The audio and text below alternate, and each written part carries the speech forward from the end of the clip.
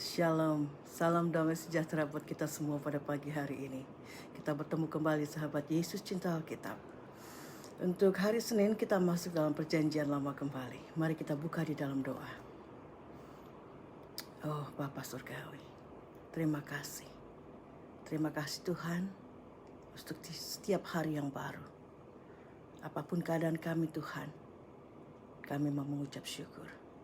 Bapa terima kasih. Kami mau dengar-dengaran akan firman Engkau. Dan kami mau belajar untuk melakukannya dengan kekuatan daripada Roh-Mu. Terima kasih Tuhan, kami dimampukan untuk melakukan segala sesuatu yang baik. Sesuai dengan firman Tuhan. Karena Roh-Mu menyertai kami. Terima kasih Tuhan Yesus. Terima kasih, kami serahkan hidup kami. Thank you Lord. Amen. Mari kita dengarkan satu pujian.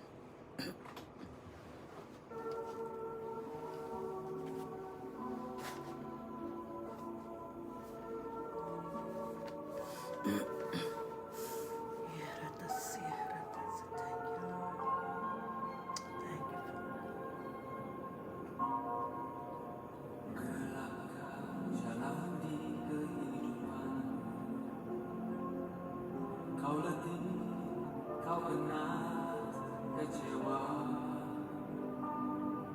gentar hatimu menghadap dan tak pernah kau temukan jalan. Meskipun telah kau coba Dengan kuatmu, tapi semuanya tak berarti. Walaupun dengan segala tangis dan air mata, tak pernah kau temukan jawabnya. Rendah bebanmu pada Yesus, Dia yang sanggup mengatur hidupmu. Dia lebih dari jawaban yang kau perlu. Dialah penolong yang setia. Haleluya, haleluya. Betapa berat pun kehidupan kita, kita punya jawaban di dalam Yesus. Haleluya. Ingatlah selalu janjinya. Dia tetap serta kita menghadapi hidup ini. Yes, hanya Dialah jawaban bagimu.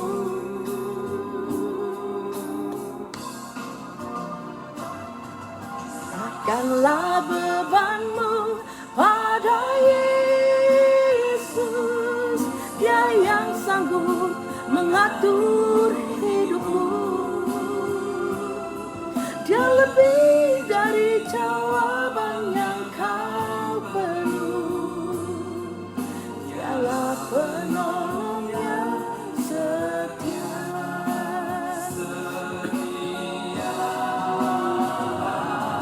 Serahkanlah bebanmu pada Yesus, Dia yang sanggup mengatur hidupmu. Dia lebih dari jawaban yang kau perlu. Dialah penolongmu, Dialah penolongmu. Yesus penolong yang setia. Haleluya, Yesus penolong yang setia.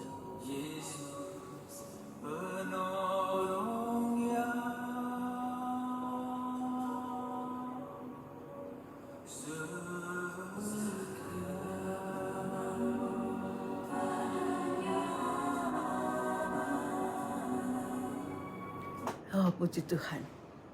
Puji Tuhan.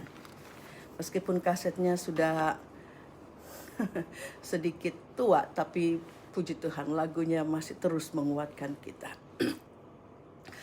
Seperti saya sudah bilang, saya masih pakai kaset ya. Saya nemuin kaset lama dan juga masih ada tape yang ada kasetnya. Masih bisa dipakai, puji Tuhan. Saudara, kita masuk pada Kejadian 23 ayat 1 sampai 20 tentang Sarah mati dan dikuburkan. Sarah hidup 27 tahun lamanya, itulah umur Sarah. Kemudian matilah Sarah di Kiryat Arba, yaitu Hebron, di tanah Kanaan. Lalu Abraham datang meratapi dan menangisinya. Sarah adalah satu-satunya wanita di dalam Alkitab yang umurnya dicatat pada saat kematiannya, yaitu 127 tahun. Sarah mati di Kiryat Arba, yaitu di daerah Hebron di tanah Kanaan. Pada ayat akhir, sorry saudara, saya menelan susah jadi ngomong juga mohon dimaklumi kalau keserimpet ya, karena masih ada sore throat. Pada ayat-ayat akhir Kejadian pasal 22 yang sudah kita baca minggu lalu, itu di ayat 19 dikatakan di sana bahwa Abraham berdiam di Beersheba setelah imannya diuji oleh Allah untuk mengorbankan Ishak, dan ia lulus dalam ujian itu.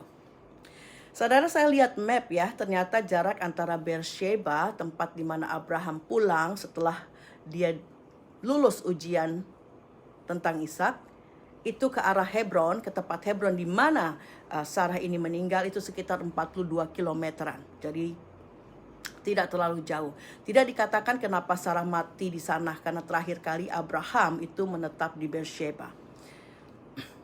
Ayat 3, sesudah itu Abraham bangkit dan meninggalkan istrinya yang mati itu, lalu berkata kepada Bani Het, "Aku ini orang asing dan pendatang di antara kamu. Berikanlah kiranya kuburan milik kepadaku di tanah kamu ini, supaya kiranya aku dapat mengantarkan dan menguburkan istriku yang mati itu."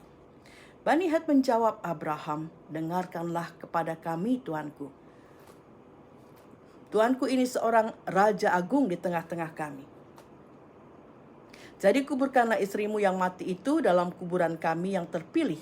Tidak akan ada seorang pun dari kami yang menolak menyediakan kuburannya bagimu untuk menguburkan istrimu yang mati itu."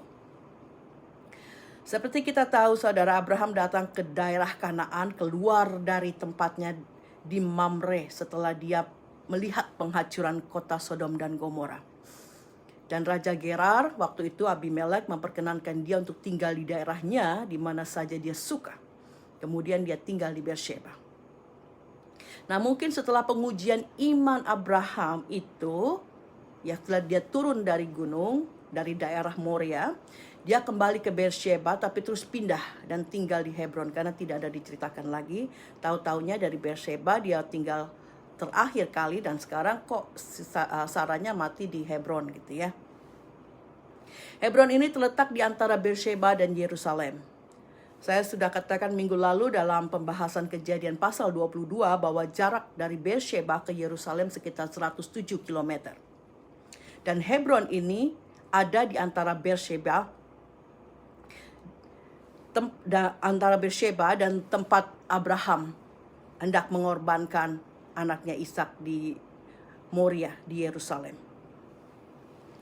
Jadi di Hebron pun ternyata Abraham dan keluarganya tetap sebagai orang asing, karena dia tidak mempunyai tanah di daerah itu. Abraham hanya menetap tapi tidak mempunyai tanah yang syah sebagai miliknya.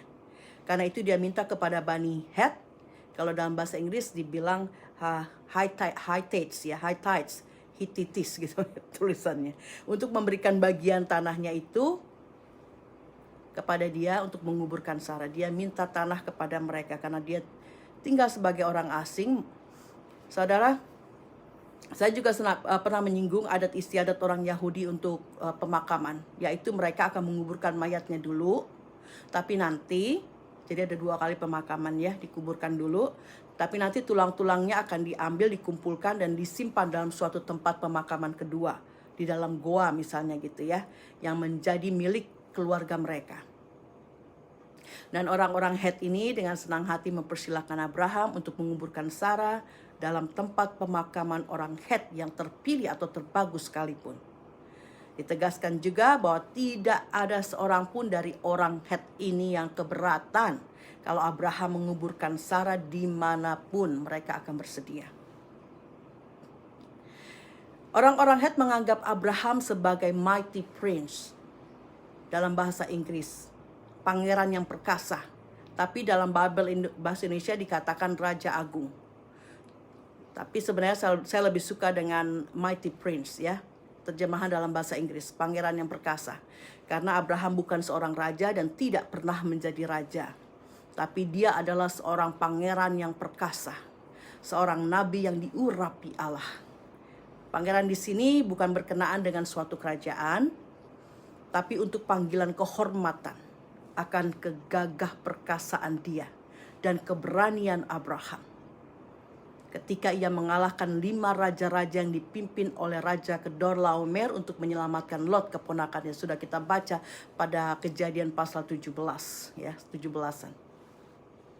Artinya 17 atau 16. Ayat ke-7, kemudian bangunlah Abraham lalu sujud kepada Bani Het, penduduk negeri itu, serta berkata kepada mereka, jika kamu setuju bahwa aku mengantarkan dan menguburkan istriku yang mati itu, maka dengarkanlah aku dan tolonglah mintakan dengan sangat kepada Efron bin Zohar, supaya ia memberikan kepadaku gua Makpela miliknya itu, yang terletak di ujung ladangnya. Baiklah itu diberikannya kepadaku dengan harga penuh untuk menjadi kuburan milikku di tengah-tengah kamu.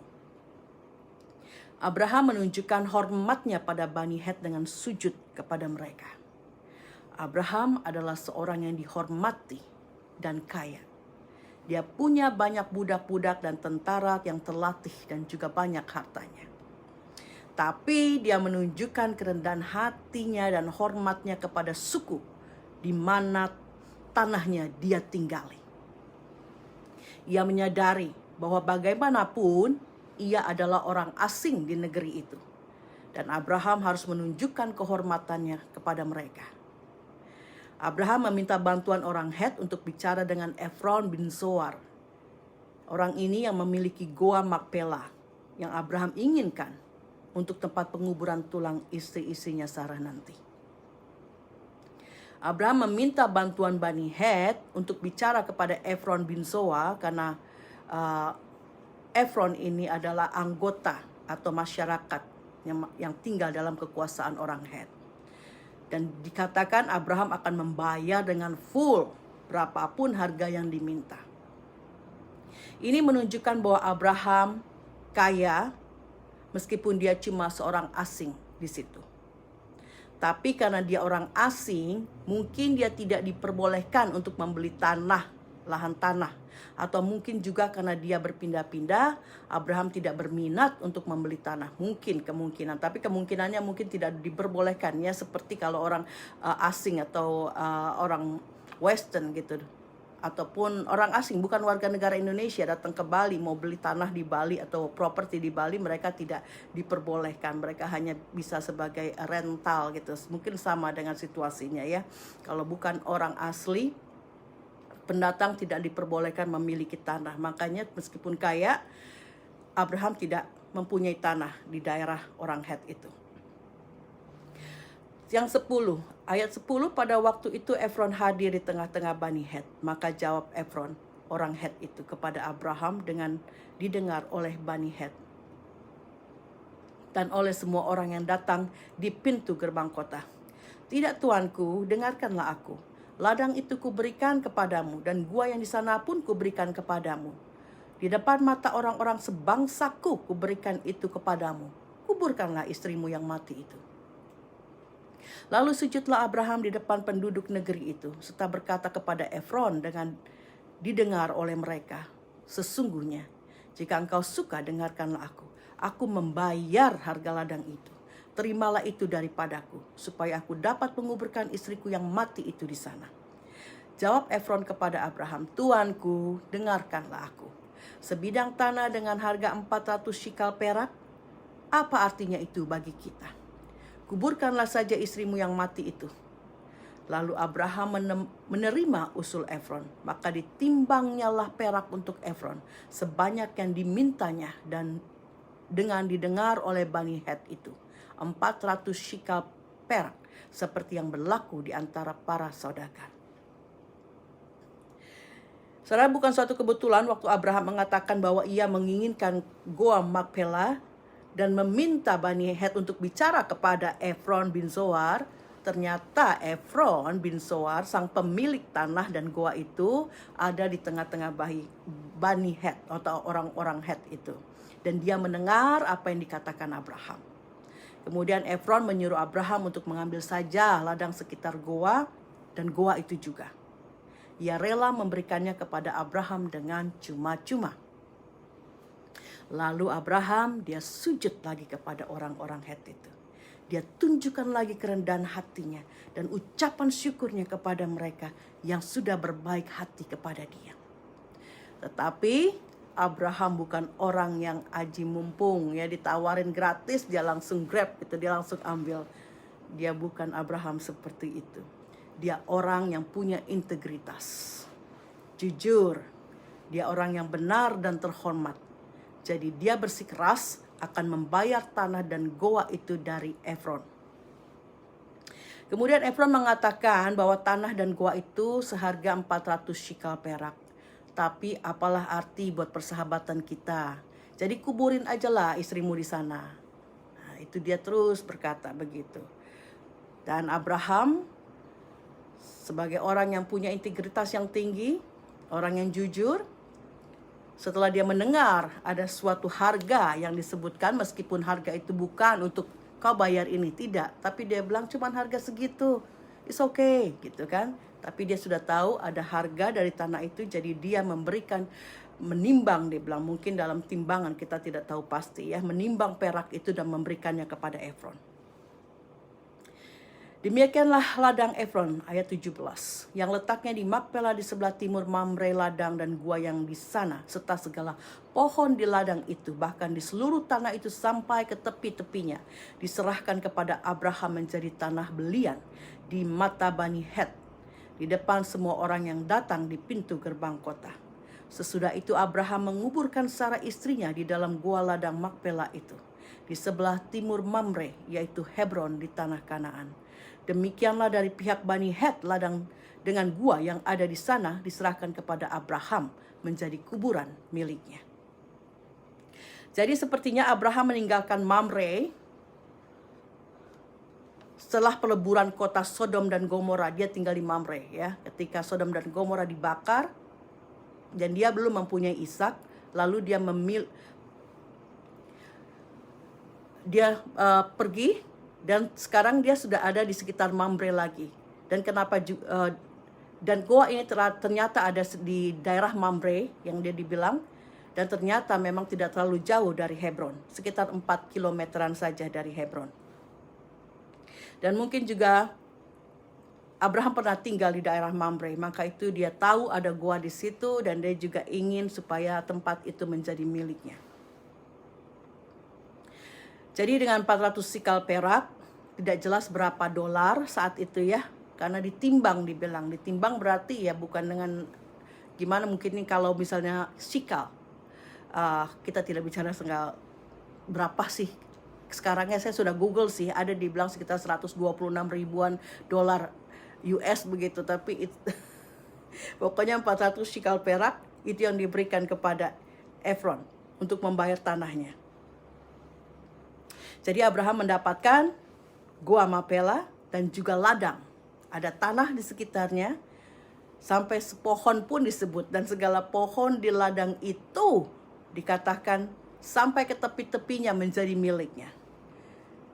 Saudara, ketika saya baca di dalam Bible bahasa Inggris, bahwa bukan dibilang tanahnya sampai ke pinggir-pinggirnya, tetapi sebenarnya bukan tanah saja, bukan saja pohon-pohon yang ada di dalam tanah itu yang menjadi Abraham, tapi juga pohon-pohon lain yang ada di sepanjang perbatasan tanah itu menjadi miliknya juga. Dalam Bible bahasa Indonesia dikatakan seluruh tanah itu sampai ke tepi-tepinya. Ya, seluruh tanah sampai ke tepi-tepinya, tapi lebih jelas lagi dalam Bible bahasa Inggris dikatakan pohon-pohon di sepanjang perbatasan itu pun menjadi miliknya. Saudara, kita tahu daerah Timur Tengah, daerah Israel adalah tanah berbatu kapur dan juga gurun, banyak gurunnya. Jadi memiliki atau membeli tanah dengan pohon-pohonan yang sudah ada adalah suatu yang berharga dan suatu bonus buat Abraham. Jadi sampai pohon pun makanya dibilang ya, pohon-pohon yang di dalam, pohon-pohon yang di sepanjang perbatasan menjadi miliknya karena sangat berharga. Tanah dengan pohonnya di daerah padang gurun itu jarang pohon. Nah, kita akan tahu nanti bahwa di daerah ini, di Goa Makpela ini, di daerah Mamre ya. Nantinya Abraham juga, Ishak, Rebeka, Leah dan Yakub akan dimakamkan. Ini akan menjadi pemakaman keluarga buat Abraham dan keturunannya. Saudara, rema apa yang kita dapat dari pembacaan hari ini? Yang pertama, saudara, Abraham selalu berpindah-pindah tempat. Tapi kita lihat kemanapun dia pergi, dia mendapat kebaikan dan kehormatan dari orang-orang atau bangsa-bangsa di mana dia tinggal.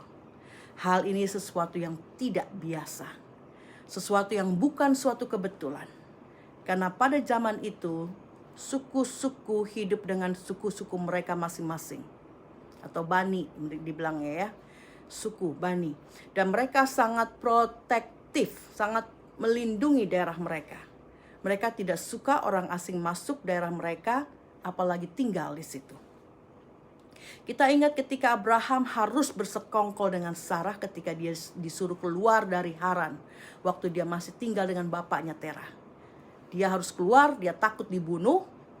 Karena itu dia bilang kepada Sarah untuk mengaku sebagai adiknya. Kita bersaudara ya, saya kakakmu, kamu adik saya. Nah, karena dia takut dibunuh kalau mereka masuk ke dalam negeri-negeri asing. Dia berlindung di belakang Sarah.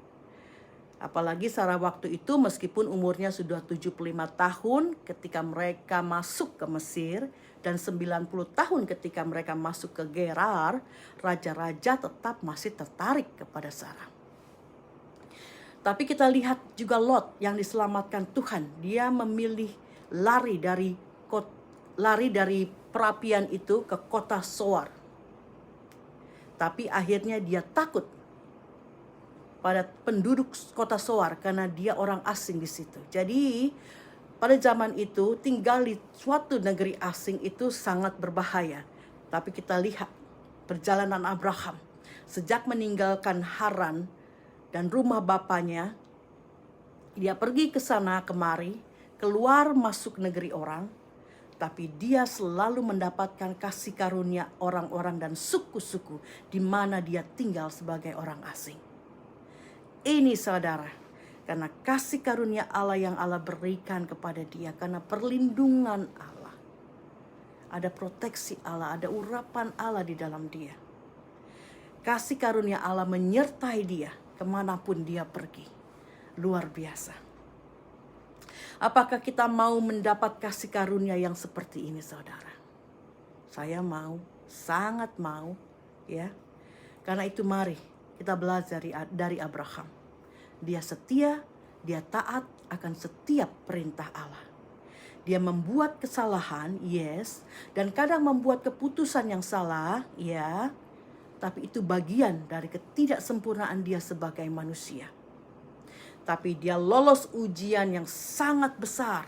Ujian untuk membunuh anaknya, untuk mengorbankan anaknya, itu suatu ujian yang sangat besar saudara. Saya kira tidak ada seorang pun dari kita sanggup melakukan untuk mengorbankan anak kita, apalagi satu-satunya, ya, untuk disembelih. Kalau di korbanan kita nggak lihat nggak apa-apa, misal diambil orang gitu kita nggak lihat, itu aja udah sakit hati, maksudnya sedih sekali ya. Tapi ini orang tuanya yang harus menyembelih dan membakar dia. Tidak mungkin kita mampu melakukan itu karena ini cobaan yang sangat, ujian iman yang sangat besar buat Abraham dan dia lolos. Jadi urapan Allah itu semakin besar atas dia. Dia mendapat favor, kebaikan dari Allah dan juga kebaikan dari suku-suku di tempat di mana dia pergi menjadi orang asing, di mana dia tinggal. Puji Tuhan. Jadi saudara, Tetap setia dan taat kepada Allah. Kalau kita membuat kesalahan atau salah mengambil keputusan, kita minta ampun. Dan kalau kita lolos ujian iman kita sudah bahas masalah ujian iman ini ya. Ujian iman bukanlah tentang sakit penyakit, kemiskinan atau kekurangan, atau rumah tangga yang berantakan, anak-anak yang memberontak. Bukan, itu bukan ujian iman, itu ujian iblis. Ujian iman adalah sesuatu yang harus kita korbankan untuk kemuliaan Tuhan. Waktumu untuk bersekutu, dari kegiatanmu yang padat, dari kesibukanmu yang padat setiap hari, harus menyediakan waktu untuk bersekutu dengan Tuhan. Dengan persembahan perpuluhanmu, engkau sudah setia melakukannya. Dengan pengampunan yang engkau berikan atas orang-orang yang menganiaya engkau, yang memarahi ataupun jahat kepada engkau, sudahkah engkau melakukannya? Nah, itu contoh-contoh dari ujian iman. Jadi kita mau taat, kita mau setia kepada Allah, sehingga God's favor is always on us. Kemurahan, kebaikan Allah akan terus mengikuti kita. Dan kemurahan itu juga akan dilihat oleh orang-orang lain. Dan kemanapun kita pergi, orang itu bisa menerima kita dengan baik. Dia bisa melihat kemurahan Allah di dalam hidup kita, sehingga mereka pun bisa bermurah hati kepada kita. Rema kedua yaitu tentang kerendahan hati, ketulusan dan kejujuran Abraham. Dia orang asing di Hebron. Meskipun dia kaya dan banyak punya tentara terlatih, dia tidak menggunakan kekuatannya untuk menyerang dan menguasai negeri asing yang dia tinggali. Dia selalu memasuki negeri orang lain itu dengan damai. Sebenarnya saudara, bisa saja dia menyerang negeri-negeri yang mau dia tinggali karena dia mempunyai tentara-tentara yang terlatih. Yang Raja Gerar, Abimelek saja waktu itu takut dengan Abraham.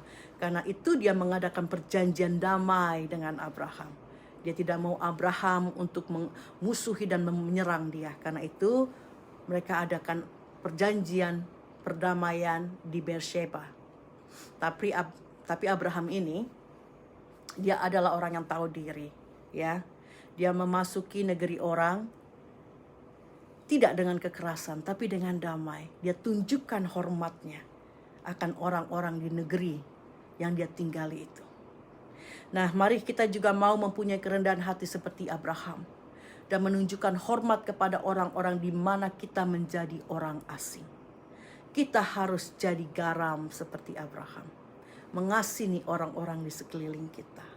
Jadi terang, memberikan terang dan membawa terang sehingga mereka bisa melihat terang yang ada di dalam kita. Setiap kota yang ditempati, saudara, orang tahu dan mengenal Abraham sebagai orang yang diurapi Allah. Jadi orang-orang pun hormat akan dia. Tapi dia tidak meninggikan diri. Dia malah menunduk hormat lebih lagi kepada orang-orang yang menunjukkan kemurahannya kepada dia. Banyak dari kita ya yang merantau ke tempat-tempat lain, ke provinsi-provinsi lain di Indonesia maupun yang pergi ke luar negeri. Ketika Tuhan membawa kita keluar dari rumah orang tua kita ke suatu tempat yang Tuhan sudah sediakan, kita syukuri, saudara. Dan biar orang-orang di tempat baru di mana kita datang menjadi orang asing bisa melihat terang kita di dalam Yesus. Terang kita sebagai pengikut Yesus. Tunjukkan kasih dan kemurahan kita kepada mereka. Sehingga mereka juga menunjukkan kemurahan mereka kepada kita. Seperti Abraham kemanapun dia pergi, Allah membuatnya berhasil. Karena itu, bahwa Allah bersama kita kemanapun kita pergi. Dia akan memberkati setiap pekerjaan tangan kita. Dan menjadikan kita orang yang dihormati, disegani di tempat asing, di tempat baru di mana Tuhan tempatkan kita. Asal kita tetap berpaut kepada Allah, setia dan hormat akan Dia. Saudara, jangan kita komplain atau menggerutu dengan tempat atau situasi di mana Allah telah menempatkan kita. Excuse me.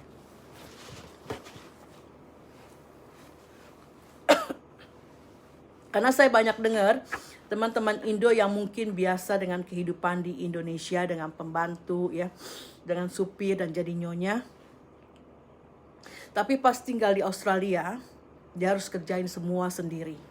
Mereka harus kerjain rumah, jadi supir juga kadang-kadang, pokoknya semua. Kalau lakinya kerja dari pagi sampai sore ya semua nganterin anak, nyupir, beresin rumah, semuanya dikerjain sendiri.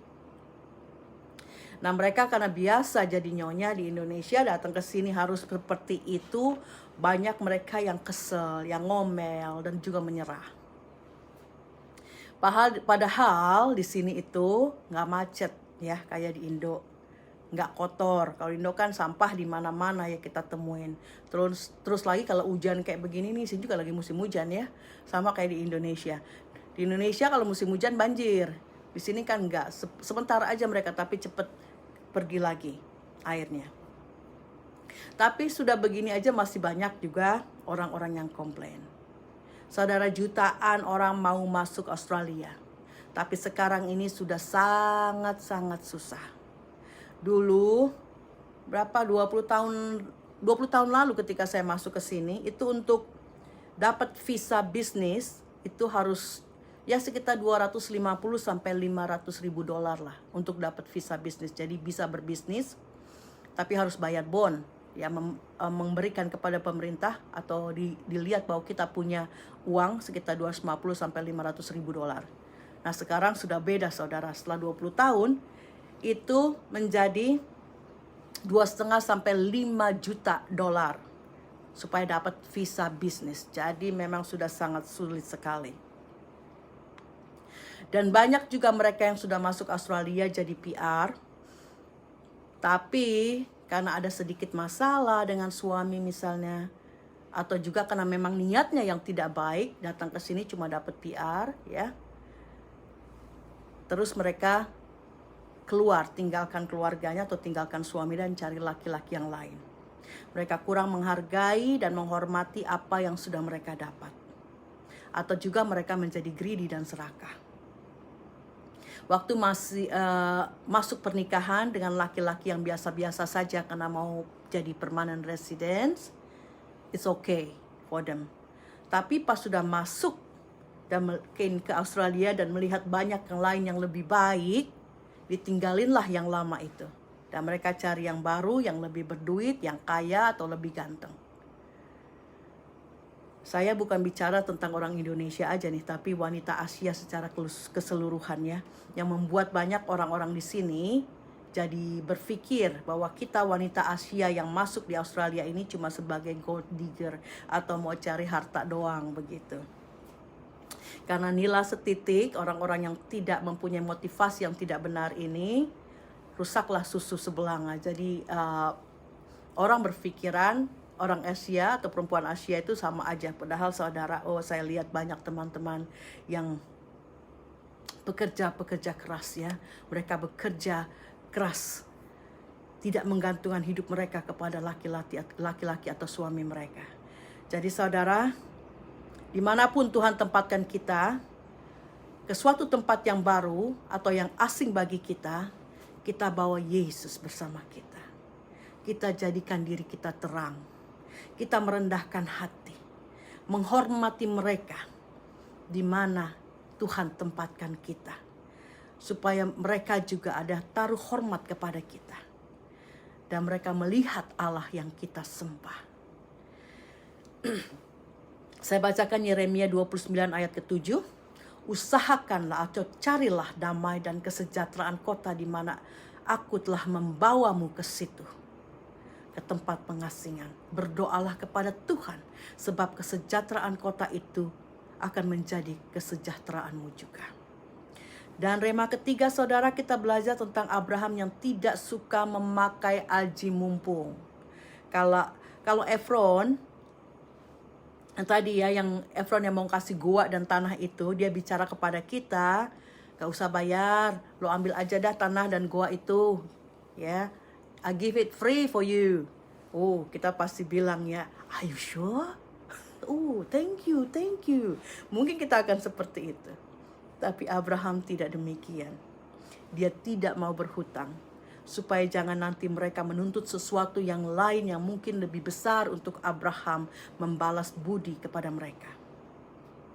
Apalagi di sini Abraham berhubungan dengan orang-orang yang tidak takut Tuhan. Orang Kanaan. Tidak takut Tuhan. Dan saya juga seperti itu saudara. Kalau tidak dipaksa-paksa, saya tidak mau menerima pemberian orang lain. Pertama, karena saya merasa berhutang budi atau berhutang jasa. Jadi nanti harus pikir-pikir mau kasih apa ya untuk balas budi atau balas jasa mereka. Jadi pokoknya saya kepikiran lah kalau dikasih sesuatu. Karena ada selalu mau balas begitu. Ya, jadi lebih baik memberilah. Kalau memberi udah selesai, ya, dari kita. Kalau kita menerima, kita jadi berhutang, merasa berhutang budi atau berhutang jasa. Yang kedua, saya tidak mau orang itu bermegah atas kehidupan atau keberhasilan saya pada suatu waktu. Dan terus mereka malah menuntut sesuatu yang lebih besar kalau saya berhasil. Lo kan bisa begini begitu, sampai sekarang lo jadi sukses karena dulu gue kan bantu-bantu lo. Sekarang lu tolong gua dong, begini begitu. Begitu misalnya saudara, saya kurang suka kalau dipaksa untuk menolong. Tapi saya suka menolong kalau orang-orang itu diem gitu ya. Dia susah, dia diem, tapi saya bisa melihat kalau dia perlu bantuan. Tapi kalau orang yang ngomong susah-susah terus, capek juga kita dengarnya. Ya sekali-sekali kita bantulah, tapi terus dia susah lagi ya mungkin karena dia males ya. Capek lah kita memberi juga ya. Nah seperti itulah mentality Abraham. Karena itu dia menolak untuk membayar tanah tidak membayar tanah dari gua, dari orang Het ini, yaitu dari Efron. Lagi pula dia itu mampu membayarnya karena dia kaya. Jadi kenapa tidak dibayar saja kalau memang kau mampu. Tapi banyak juga saudara orang yang mampu tapi masih suka yang gratis-gratisan. Hal-hal yang gratis dia masih suka. Kalau itu tidak merugikan orang lain is okay. Tapi engkau sudah mampu, kau sudah kaya, ya jangan terlalulah ya. Kalau ada gratis tapi engkau lihat orang ini membutuhkan, ya bayarlah seperti Abraham. Saudara, saya ada kesaksian hari Minggu kemarin setelah ibadah, saya omong-omong sama seorang wanita tua sekitar 70 tahunan ya.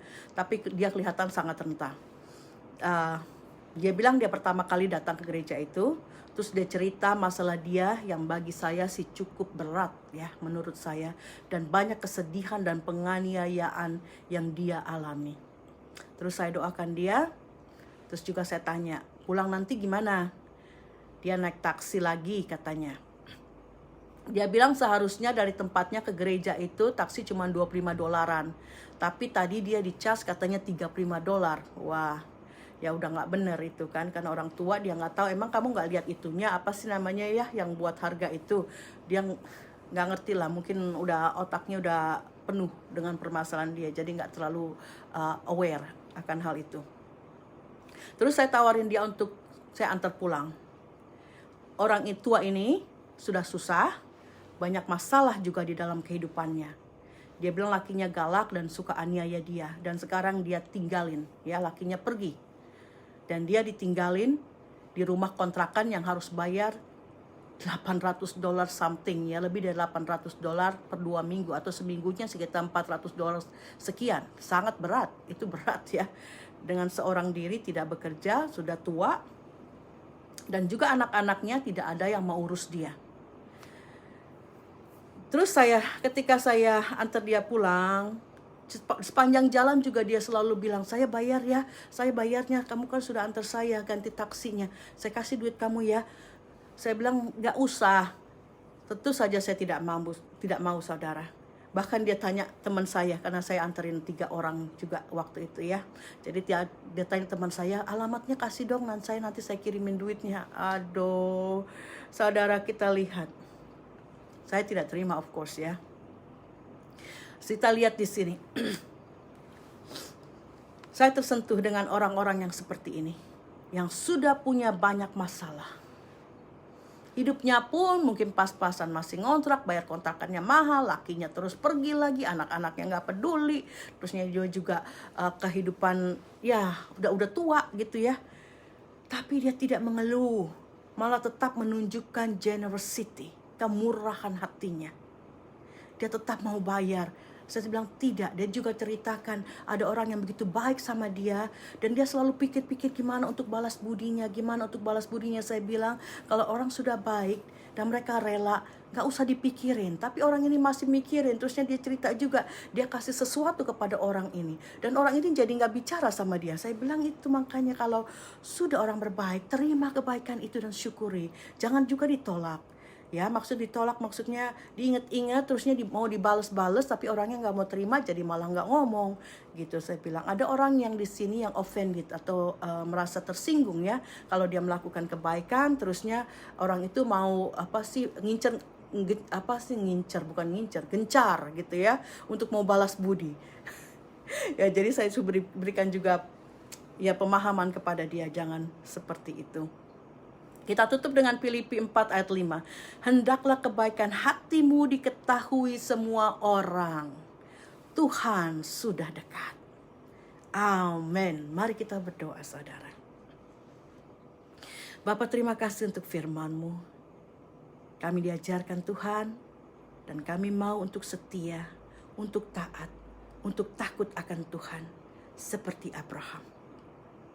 Supaya kebaikan-Mu dan kasih setiamu menyertai kami. Terima kasih Bapa.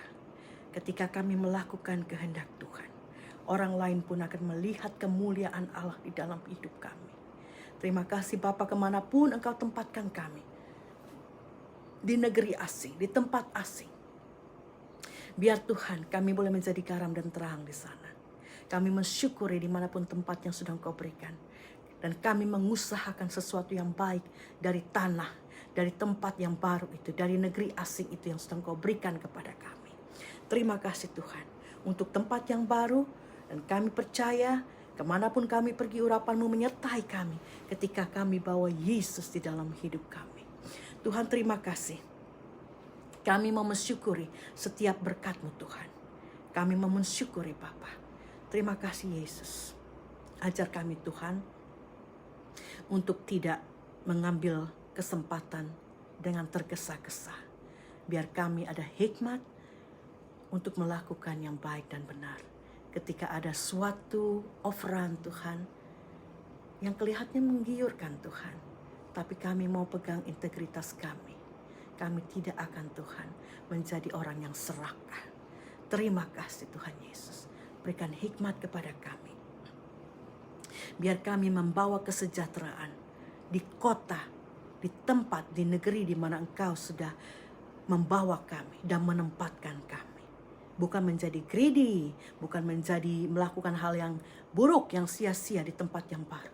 Tapi kami mau rajin dengan tangan kami, mau membawa kesejahteraan buat kota, buat orang-orang di sekitar kami di tempat yang baru. Bapa terima kasih. Biar kami senantiasa juga menunjukkan kemurahan hati kami Tuhan. Terima kasih Tuhan Yesus. Biar hidup kami Tuhan sungguh Tuhan pakai untuk kemuliaan Engkau, untuk kerajaan Engkau. Terima kasih Bapa. Bapa terima kasih. Biar kemurahan hati kami boleh dilihat semua orang. Dan kami boleh menunjukkan itu Bapa. Karena kami tahu kerajaan Allah semakin dekat untuk datang. Bapa terima kasih untuk firman-Mu. Engkau kuatkan kami. Engkau bentuk kami. Sehingga kami mau selalu mengucap syukur.